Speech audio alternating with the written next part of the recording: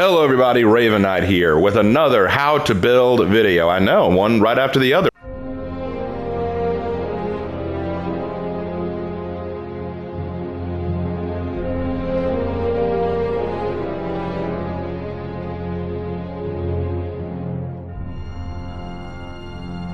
But I really wanted to do this one because I think that this was one that I really want to exposit a little bit on. Today we are taking a look at Celine. We are looking at Celine, my new warmonger character. Now, a lot of people may recognize Celine. She was mentioned in my Griffin legend when I was talking about Godric Letus. She was the warmonger who helped him escape. Now, I kind of left her story open, but a lot of people wanted to know if she would get a continuation, if we would hear more about her legend. And you will hear a little bit more about her, and we'll talk a little bit about what I plan to do with her here. I will give away some of what happens because, hey, a lot of people are very invested in her character, and I can't blame you. I'm very invested in her character as well. So what I want to do today is walk through how I created her, and I'll talk a little bit about what's going to be done with her. Okay, so let's get started. For starters, how to build her couldn't be more simple. You want the I'm going to mispronounce this, Insanium Helm. The Insanium Helm, Insanium Chest, and Insanium Arms. It could not be more simple. I know that some people get on me like, why don't you mix and match more? I'm sorry, if a look works, I'm going with that look. For the weapon, Latoria Blade, Archaic Imperialis Hilt, and Archaic Imperialis Guard. This one I thought was a good combination. So I'll go through it again. Insanium Helm, Chest, and Arms, Latoria Blade, Archaic Imperialis Hilt, Archaic Imperialis Guard. So that is how you make her look this way. And I'll be real honest, the Insanium armor just looks so tight. And one of the reasons I chose it is because of how clean it looks. Because one thing that I want to establish about Celine, one thing that I really want to tie into her character is that she is cleansed and yet not perfect. And here's what I mean by that. She was on the side of Horkos for a long time because she believed in what Horkos was telling her. She believed in the salvation that Horkos offered. Because if you remember what she told Godric, the cult of the stake had attacked her village. And she pleaded to Horkos for help. They sent the Inquisition to go help. In exchange, she wanted to stay on and become a warmonger and understand the ways of Horkos and thank them for what they did. But Godric Letus, who knows how Horkos operates and knows about the Inquisition, believes that there was more to this and wants her to go home and see the fate of her village. So she leaves Horkos to go see and discovers, lo and behold, the Inquisition didn't just destroy the cult of the stake, they destroyed her whole village because that's how the Inquisition operated. She was furious and believed that Horkos lied to her, so she abandoned Horkos. But she didn't fully abandon what they taught her, and you'll see what I mean as we go further into it. So, wrong button. All right, so let's take a look at traits. For traits, default 1, obviously. Skin color, I went with the default, but you could go with the light or second light version. It's fine. It won't make much of a difference. Okay? For chest, nothing. Nothing. Like I said, couldn't be more simple. I don't add a whole lot to this character because she is cleansed. She's clean. She's starting with a fresh slate, but it's not entirely a good thing, and you'll see. For the ornament, I gave her the menacing lion from the Tower of the Least elite outfit. And the reason I gave her that is because she does feel like she owes a great debt to Godric Letus, who was the lion. Okay, so that's why I did that. All right, next up, for the right shoulder. The right shoulder, nothing, except for Skull 1. You want Skull 1 as your embossing for both. And the reason why is because the laurels around it will come out just outside of the lion, making it look even more tight. It'll make the lion look even more elaborate, which is nice. Now, I will warn you, getting Skull 1 means you got to get to Reputation 17, level 20 with Warmonger. But once you get that, yeah, it's going to look really tight. For the left shoulder, same thing. Exact same thing. No paint pattern, no symbol, but the embossing, Skull 1. That's what you want. Okay? Okay. Now for the material, iron. But yeah, believe it or not, just iron. Basic iron is fine. I mean, you could go silver, but it gives it this blue sheen that doesn't work as well. You could go white iron, but now it looks a little bit too pastel. And you could even go tar, but that's going to make her look a little bit too dark. Nah, I think iron just works well. And if it ain't broke, don't fix it, you know? I think iron works perfectly fine with her. For the standard, all right, this is where things get a little funky.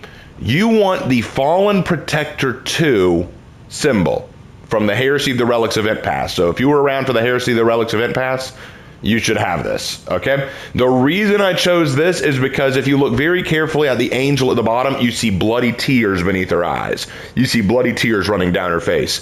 And that is kind of how I see Celine reacting to everything that's happened. She has been lied to by everyone. You know, you got to see it from her perspective. She witnessed her village being destroyed by the cult of the stake. Where was Chimera to save them? Where was anyone else to save them? She runs to Horkos for help. They send the Inquisition, say that they're going to save her village.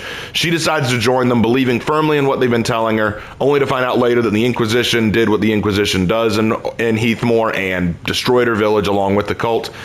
She thinks that Horkos lied to her. She thinks that Chimera lied to her. She is having trouble believing anyone right now. The only person who's been honest with her was Godric Letus. He's the only person who's been honest, but right now she's having trouble finding anyone else she can trust. She is a weeping angel. And if you want to think that that's what she looks like underneath that helm, you totally can. It's a pretty look. For the back, not one damn thing. You're going to keep that cape nice and black. You're not going to add any paint pattern, no symbol, no embossing. You're going to keep that plain as can be, okay? And then for colors, a polygon, which you get from unlocking by playing realistic modes. Just get that solid black color. And now you might be saying, Raven, this looks incredibly lazy. And I've got two things to say to that. Number one, you're right. But number two, there's a method to this madness. So the way I see it, you can work smarter or harder. I chose smarter. I decided to go very basic, very clean, and yet I think it works very well. I think that the way that this is coming out is going to work very well for her story. Sometimes you don't need the super intricate or super detailed or elaborate. Sometimes a very simple, very basic look is the best look you can have. Okay? Okay.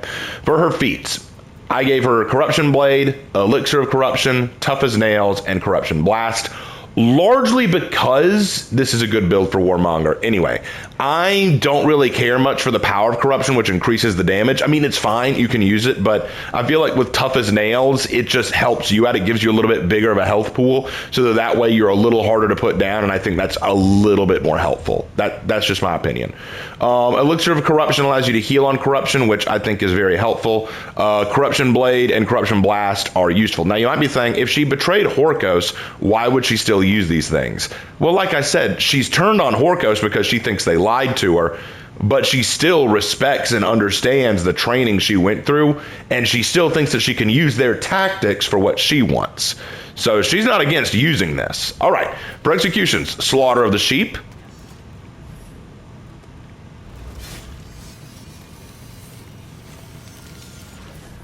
Obliteration,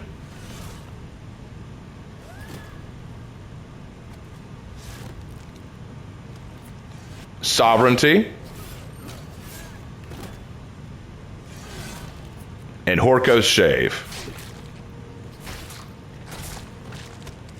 Now you're noticing that a lot of these are very brutal. Well, she's a little angry. She sees herself as a vengeful angel. She sees herself as someone who's going to take her vengeance on Horkos for what they did to her, and also on the world that she feels lied to her. Because she doesn't know what to believe in anymore. So she's angry at the world in a certain sense. Like, who does she trust? Who does she follow? What is she even trying to accomplish anymore? She just doesn't know.